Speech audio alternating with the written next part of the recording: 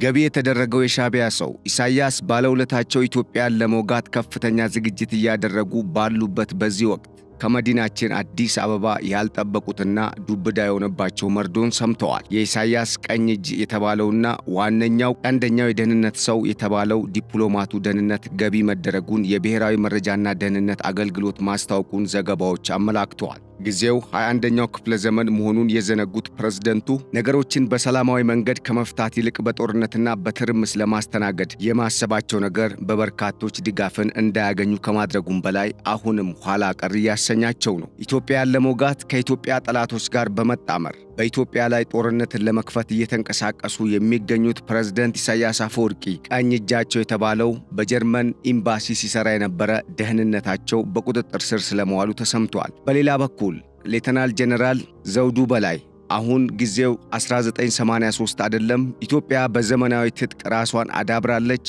እረፉ፣ ኮማንዶም ስታሰለጥኑ እያየናችሁ ዝም አንልም፣ ይልቁንም ቢቀርባችሁ ይሻላል፣ ጉዳቱ እንደቀደመው ሳይሆን ከባድ ሊሆን ይችላል ሲሉ ማስጠንቀቃቸውም ተሰምቷል። ከሰሞኑ የሰማናቸውን አዳዲስ መረጃዎችና ቀደም ሲል የነገርናችሁን አክለን ለእናንተ ያዘጋጀነው የዕለቱ የገበያ ሚዲያ ልዩ ጥንቅር የመረጃ ፕሮግራማችን ከዚህ እንደሚከተለው ወደ እናንተ ይደርሳል። አብራችሁን እንድትቆዩ በመጋበዝ ሰላምታችንንም እንደዚሁ ወደ እናንተ ያደረስን። ለቻናላችን አዲስ የሆናችሁ ቻናሉን ሰብስክራይብ፣ ፕሮግራማችንን ደግሞ ላይክ እና ሼር እንድታደርጉ እየጋበዝን የምታክሉት አዲስ መረጃ አሊያም የምትሰጡን አስተያየትና ሐሳብ ካለም እንደዚሁ በሐሳብ መስጫ ሳጥኑ በኩል እንድታጋሩን እየጋበዝን በቀጥታ ወደ ዕለቱ የገበያ ሚዲያ ልዩ ጥንቅር የመረጃ ፕሮግራም ተሻገርን።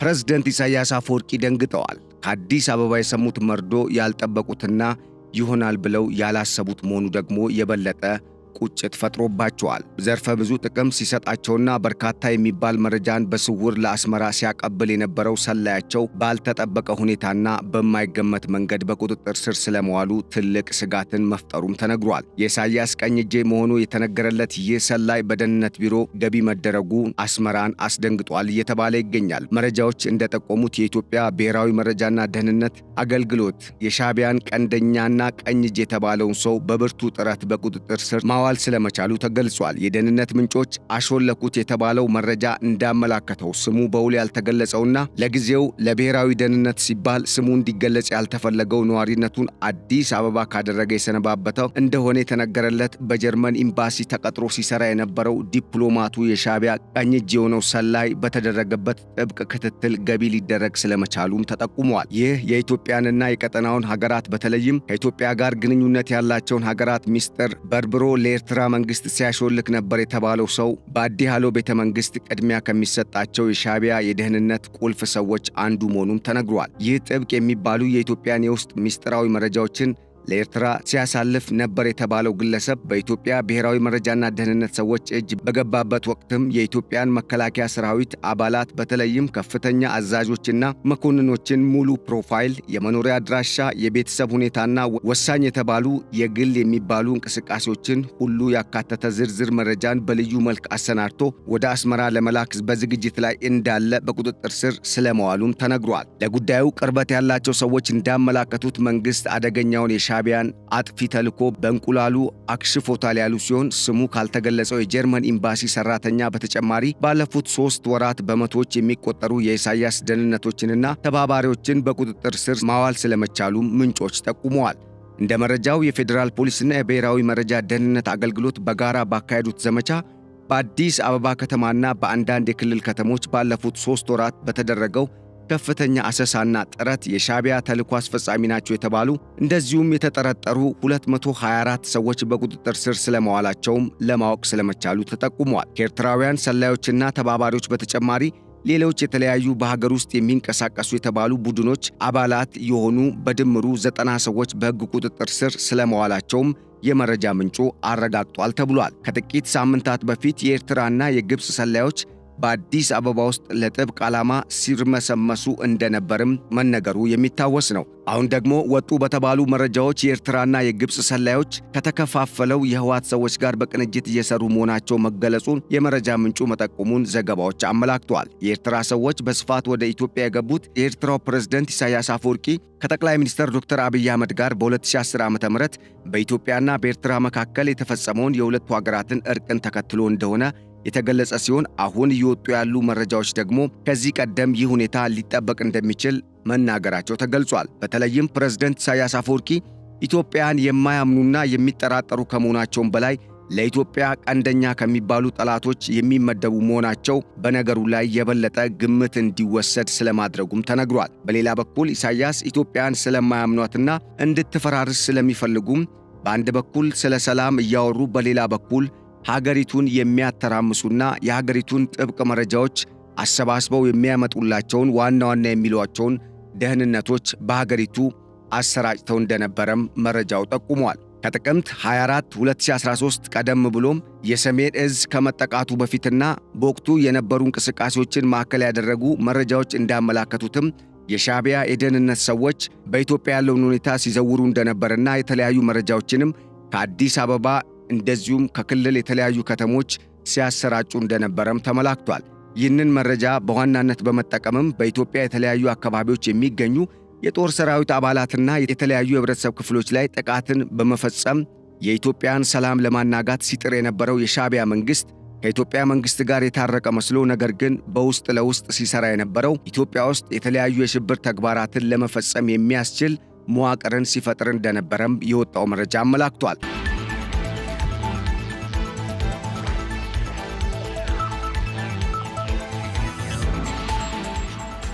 በሌላ በኩል ኢትዮጵያን ለመውጋት አሁን ላይ እየተንቀሳቀሰ የሚገኘው የሻዕቢያ መንግስትና አጋሮቹን ያስደነገጠ መልእክት መሰጠቱ ተሰምቷል። ከ2013 ቀደም ብሎ የሰሜን እዝ ምክትል አዛዥ የነበሩት ሜጀር ጀነራል አዳምነ መንግስቴ ከቀናት በፊት ተናገሩት እንደተባለው ከወደ ኤርትራና ከትግራይ በኩል ለአራተኛ ዙር ጦርነት እየተዘጋጁ ላሉት ኃይሎች ባስተላለፉት መልእክት እየተዘጋጃችሁ እንደሆነ እናውቃለን፣ እኛም ስራ አልፈታንም፣ በሚገባ ተዘጋጅተን ዝግጅታችንንም አጠናቀን ጨርሰን እየጠበቅናችሁ ነው በማለት ያስተላለፉ ሲሆን ንግግራቸውም የሻዕቢያ ሰዎችን ማስደንገጡን የተነገረው። በተመሳሳይ ይህ ሁኔታ ሁለቱን አገራት ወደ ለየለት ጦርነት የሚያስገባ ከሆነ ጉዳቱ ከፍተኛ እንደሆነና ከዚህ ቀደም ታይቶ በማይታወቅ ሁኔታ ጥርግርግ ብለው ሊጠፉ እንደሚችሉ የኢትዮጵያ ጠላቶችን ያስደነገጠ የተባለውን መግለጫ እየሰጠ ነውም ተብሏል። በሌላ በኩል በተመሳሳይ ሐሳብ ላይ ሌላ ንግግር ያደረጉት ሌተናል ጄኔራል ዘውዱ በላይም በበኩላቸው አሁን ውጊያው የቴክኖሎጂ ነው፣ ዛሬ 1983 ላይ አይደለም ያለነው፣ ዛሬ ይልቁንም ጊዜና ሁኔታው ተቀይሯል። እንድታውቁ የምንፈልገው ነገር እናንተ ስትዘጋጁና ኮማንዶስ ታስመርቁ ዝም ብለን አናይም በማለት ብታርፉ ይሻላችኋል ሲሉ፣ አለበለዚያ ግን ጉዳቱ ከምታስቡት በላይ ይሆንባችኋል ሲሉ ማስጠንቀቃቸው ተሰምቷል። አሁን ላይ የሻዕቢያ መንግስት ኢትዮጵያን ለመውጋት ከተለያዩ ኃይሎች ጋር ጥረት እያደረገ ቢሆንም የኢትዮጵያ መንግስት ግን ጦርነቱን ባልተጠበቀና የሻዕቢያ መንግስትም ሆነ አጋሮቹ ባልገመቱት መልኩ ለመቋጨት ከፍተኛ ዝግጅትን በማድረግ ዝግጅቱን ስለማጠናቀቁ መረጃዎች እየጠቆሙ ነው። በተለይም የኢትዮጵያ መንግስት አሁን ላይ አካሄዱ ግራ ጋብቷቸዋል የተባሉት የጠላት ኃይሎች ምን እንደሚያደርጉ አሁን ላይ ግራ እየተጋቡ እንደሆነ የተገለጸ ሲሆን በተለይም ግብፅ የምትመራው ስብስብ አሁን የኢትዮጵያ መንግስት አካሄድ ምን እንደሚሆን ከመገመት ውጪ በተጨባጭ የሚያስረዳ መረጃ አለማግኘታቸውም ተጠቁሟል። አሁን ላይ ሁለቱም አገሮች የጦር ዝግጅት እያደረጉ ነው የተባለ ሲሆን በተለይም የሻዕቢያ መንግስት አሁን ላይ ጦርነቱ በኢትዮ ኤርትራ ድንበር አካባቢ እንዳይደረግ በማሰብ በኢትዮጵያ የተለያዩ አካባቢዎች እያደረገ ያለው የእጅ አዙር ጦርነት ኢትዮጵያን ለማዳከም ሳይሆን የራሱን ውድቀት እያፋጠነ ነው እየተባለ ነው። በተለይም አሁን ላይ በሀገር ውስጥ እየተያዙ ያሉና እጅ እየሰጡ ያሉ የተለያዩ የታጣቂ ቡድን አባላት እንደሚያሳዩት አሁን በኢሳያስ መንግስት በኩል ያለው የመጨረሻ አማራጭ የሀገር ውስጥ ኃይሎችን ማባላት ነበር። ይሁንና ግን ይህ አጀንዳ ተግባራዊ ሲሆን እንደተጠበቀው ውጤት አለማምጣቱን ተከትሎ የኢትዮጵያ መንግስት ቀጥተኛ በሚባል ደረጃ ዋናው የችግሩ ምንጭና የችግሩ ፈጣሪ የሆነው የሻዕቢያ መንግስትና የግብፅ ኃይሎች ላይ ትኩረት ማድረጉ በነገሩ ላይ የበላይነት እንዲወስድ ከማድረጉም በላይ በሀገር ውስጥ በተለያዩ አካባቢዎች የህዝብን ሰላም የሚያውኩ ሆነው እየተንቀሳቀሱ ያሉ ኃይሎች ተስፋ እንዲቆርጡም እያደረገ ነው ተብሏል። በሌላ በኩል ከፍተኛ እንቅስቃሴን እያደረገ የሚገኘው የሻዕቢያ መንግስት አሁንም ከኢራን ሌላ የጦር መሳሪያ ስለማስገባቱ መረጃዎች ጠቁመዋል። የሚሆነበት አብይ ጉዳይ ከኢራን ያስገባቸው ድሮንን በመተማመን ከኢትዮጵያ ጋር ጦርነት ለመክፈት እንደሆነ የተገለጸ ሲሆን ኤልቃሺሚ ፋርስ ኤርቃሺም 747 የተባለ የጦር ጫኝ አውሮፕላን ከትላንት በፊት የሳተላይት መረጃዎች እንደጠቆሙት በአስመራና በምጽዋ አየር ማረፊያ ስለማረፉ አመላክቷል።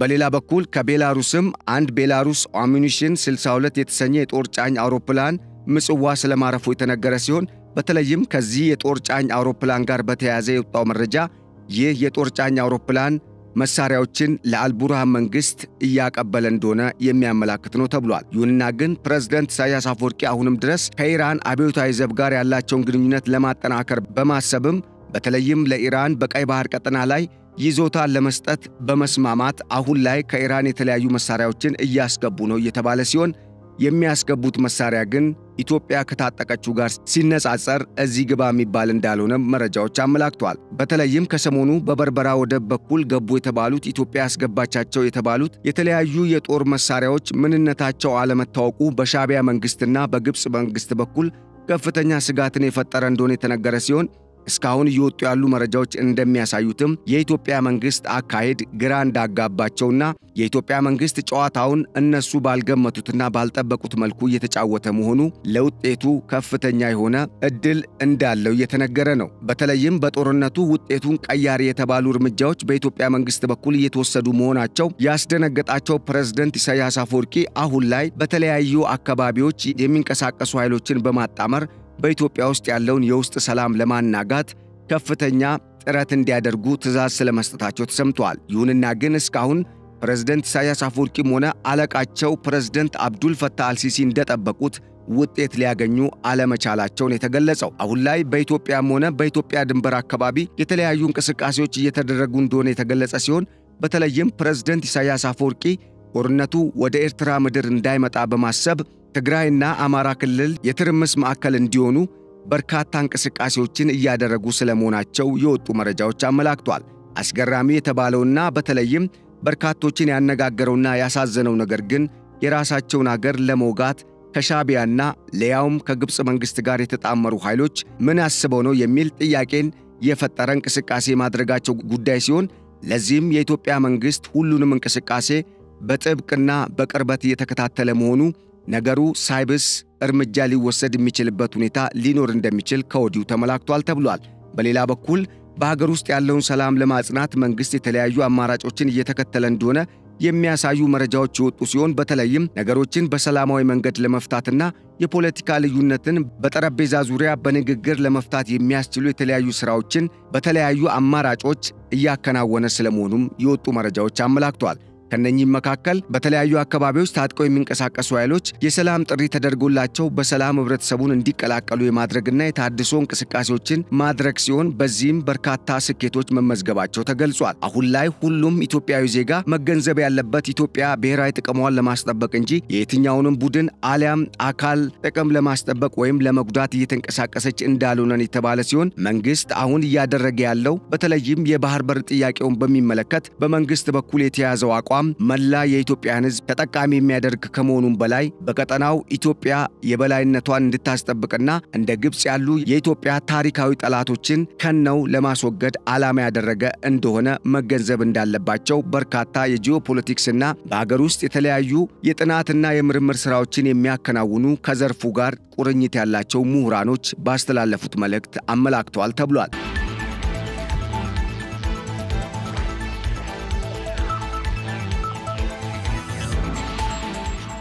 አሁን ላይ ኢትዮጵያና ኤርትራ የገቡበት ውዝግብ በተለይም የባህር በር ጥያቄን መሰረት አድርጎ ነው በሚል በተለያዩ አካላት እየተነዙ ያሉ መረጃዎች ቢኖርም ይሁንና ግን የግጭቱ ዋና መሰረት የሻዕቢያ መንግስት ኢትዮጵያን የጋራ ኤርትራን ደግሞ የግሌ ብቻ በማለት ኢትዮጵያን ለመቀራመትና ኢትዮጵያ ያላትን ሀብት ብቻዬን ልጠቀም በሚል በራስ ወዳድነት ከመነጨ አስተሳሰብ የተነሳ የተፈጠረ ግጭት እንደሆነም የወጡ መረጃዎች አመላክተዋል። ግብጽ የአባይን ውሃ ከምንጩ ለመቆጣጠር በማሰብ በሱዳን በኢትዮጵያና በመላው በምስራቅ አፍሪካ ቀጠና ሽብርና ትርምስ እንዲስፋፋ በማድረግ የተለያዩ በቀጠናውና በዓለም አቀፍ ደረጃ የሚንቀሳቀሱ የአሸባሪ ቡድኖችን አሁንም ድረስ እያስታጠቀች መቀጠሏ ለነገሩ መካረር የበለጠ ቤንዚል እንዳፈሰሰበት የሚጠቁሙ የጂኦፖለቲክስ ባለሙያዎች እንደሚገልጹት ደግሞ የሻዕቢያ መንግስት ከመቼውም ጊዜ በላይ አሁን ላይ የግብፅን የመጨረሻ የሚባለውን አጀንዳ ለማሳካት እየጣረ በመሆኑ ይህ ሁኔታ በመላው ኢትዮጵያውያን ዘንድ ትኩረት ሊሰጠው እንደሚገባና በተለይም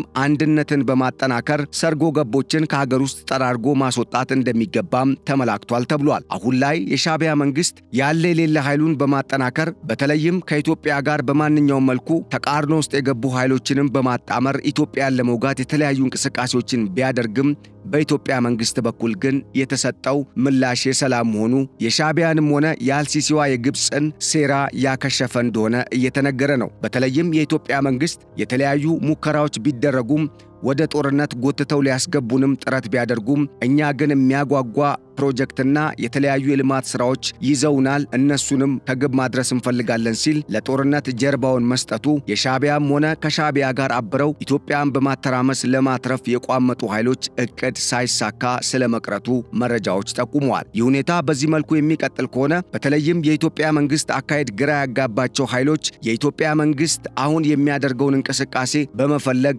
ራሳቸው ወደ ኋላ ቀርተው የኢትዮጵያ መንግስት እስኪጠቀልላቸው ድረስ በኋላ ላይ እጅ ሊሰጡ የሚችሉበት ሁኔታ ሊፈጠር እንደሚችል ያመላከቱ ሲሆን በተለይም በኤርትራ ያለውን ሁኔታ እንደ ዋቢነት በማንሳት እንደሚያስረዱት ኢሳያስ አፈወርቂ አሁን ላይ እያደረጉት ባለው እንቅስቃሴ በውስጣቸው ያለውን ትኩሳት ሳያበርዱ ወደ ኢትዮጵያ መመልከታቸው ምናልባትም በቀጣይ ፕሬዝዳንቱ ሊፈነቀሉ አሊያም ሳያስቡት ሊወገዱ የሚችሉበት እድል በስፋት እየተሰራባቸው እንደሆነ የሚያሳይ ነው ተብሏል። ይህ ደግሞ በተለይም የሻዕቢያን መንግስት እስከነው ሊከፋፍለውና አሊያም ሊያጠፋው እንደሚችል የተፈራ ሲሆን በተለይም በኤርትራ ውስጥ እየተደረጉ ያሉ ህቡ እንቅስቃሴዎች ለዚህ ዋና ማሳያ መሆናቸውም ተገልጿል። ይህ ደግሞ ኢትዮጵያንም ሆነ ቀጠናውን ሰላም ከማድረጉም በላይ ለበርካታ ዓመታት ነፃነትንና ሰላምን ልማትንና እድገትን ሲሹና ሲመኙ ለነበሩ ኤርትራውያንም ሆኑ በጎረቤት አካባቢ ለሚገኙ ህዝቦች ከፍተኛ ብስራትን ሊያሰማ የሚችል ትልቅ አብነት እንደሆነም ተገልጿል። ይህ ሁኔታ በእርግጥም እውን ይሆናል ወይስ እንዴት ነው የሚለው ጉዳይ በቀጣይ እየታየ የሚተነተን እንደሚሆን የሚያስረዱ የጂኦፖለቲክስ ባለሙያዎች በበኩላቸው በኢትዮጵያና በኤርትራ መካከል ይመጣል የተባለው በርካቶችም በስፋት አጀንዳ አድርገው እየተወያዩበት የሚገኙት ጦርነት እኛ እንደምናስበው በዛ መልኩ ላይመጣ እንደሚችልም እየጠቆሙ ነው። ይልቁንም ኢትዮጵያ በሚገባ መዘጋጀቷን የሚያመላክቱ መረጃዎችን የሚያሰራጩ የሚዲያ አውታሮች እንደሚገልጹት ከሆነ ደግሞ ኢትዮጵያ አሁን ላይ በቀጠናው በምንም አይነት መልኩ ራሷን መከላከል የሚያስችል ኃይል ከመገንባትም በላይ የቀይ ባህርን ለመቀላቀልና በቀጠናው ያላትን ድርሻ ለመቀበል አሊያም መብቷን ለማስከበር የሚያስችል በቂ ዝግጅት ስለማድረጓ ጠቁመዋል። ይህ ደግሞ በቀጣይ ኢትዮጵያ ያደረገች ያለውን የልማት እንቅስቃሴ የበለጠ እንዲጠናከር ከማድረጉም በላይ ሊቃጣባት የሚችል የትኛውንም የደህንነት ስጋት ከመመከትም ባሻገር ኢትዮጵያ በቀጠናው በተለይም ምዕራባውያን ሀገራትና አሜሪካን ጨምሮ በዚህ ቀጠና ጥቅም ያላቸው የምስራቁ ብሎክ ሀያላን ሀገራትም ተስፋ የሚያደርጓት በቀጣይም በትብብር አብረዋት ሊሰሩ የሚሹ ሀገር እንድትሆን እንዳደረጋትም በዚህ መረጃ የተካተቱ የተለያዩ የሚዲያ አውታሮች ያሰራጯቸው ዘገባዎች አመላክተዋል ተብሏል። ውድ አድማጭ ተመልካቾቻችን ለዕለቱ ያዘጋጀንላችሁ የገበያ ሚዲያ ልዩ የጥንቅር ፕሮግራም እስካሁን የሰማችሁትን ይመስል ነበር። ስለተከታተላችሁንና አብራችሁን ስለቆያችሁ በማመስገን በቀጣይ በሌሎች መረጃዎች ዳግም እስክንመለስ መልካሙን ሁሉ ተመኘን። ቸር ሰንብቱልን። ሰላም።